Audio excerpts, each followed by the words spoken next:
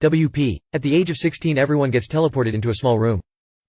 In front of you is a table with all kinds of meals from apples to gourmet meats.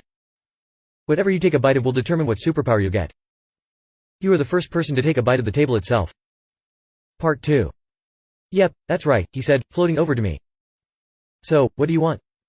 I walked over to one corner of the banquet table, readied my nerves and bit into the table. I could feel everyone staring at me. I looked up at the floating boy and for the first time, I saw him look just as baffled as everyone in the room. What are you doing? He asked, tilting his head. You said that we choose anything from the table. Well, I'm choosing the table then. There was a tense silence as we stared at each other. For a moment, I was worried that I had offended him. Then, he started laughing hysterically. My gods, I forget how crazy you humans can be sometimes. Well, he said with a devilish grin. You can certainly eat the table if you want. But you have to actually swallow part of it. A simple bite isn't enough. I nervously gulped. It takes 15 minutes of me constantly stabbing the table corner with a fork before part of it breaks off. The entire time, I can feel the rest of the kids looking at me, probably thinking that I'm a fool or a lunatic. But I've already committed to this. It's too late to back on. Down. I put the piece in my mouth. It's even more disgusting than I imagined, foul and rotten with sharp edges poking into my gums. But, I managed to swallow it without vomiting.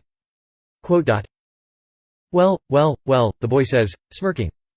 You know, you're the first person in 500 years to consider eating the table. I think that such creativity deserves a unique reward, wouldn't you say? He slowly descended from the air until his feet touched the ground. He pulled out a red book from his jacket pocket and handed it over to me. Only you will be able to read this. Do take good care of it. I have a feeling that you're going to be very interesting to watch indeed. What is it? I asked, struggling to talk against the waves of nausea coming from my stomach. My cookbook, he said, laughing, before clapping his hands together. I woke up, startled, in my chair. My first thought was that I must have fallen asleep at my desk and dreamed the whole thing. I certainly wasn't feeling nauseous anymore. But then, I saw it, the red cookbook resting next to my laptop. I stared at it for a few moments, struggling to accept what I was seeing. Then, I snatched the book up and immediately started paging through it. I was supposed to be working on my U.S. history paper, but who cares about any of that when you have a recipe book for superpowers right in front of you? The first thing I noticed about the book was that it was very old. Which makes sense if it belonged to that boy that claimed to be over 5 centuries old. The pages were yellowed and close to falling out of their bindings, the ink was fading away in multiple areas and even the cover was crumbling away at the edges. The second thing I noticed was that I couldn't take photos of it. I tried using my phone to take pictures of the pages in case the book suddenly vanished on me, but in every photo, the pages appeared blank.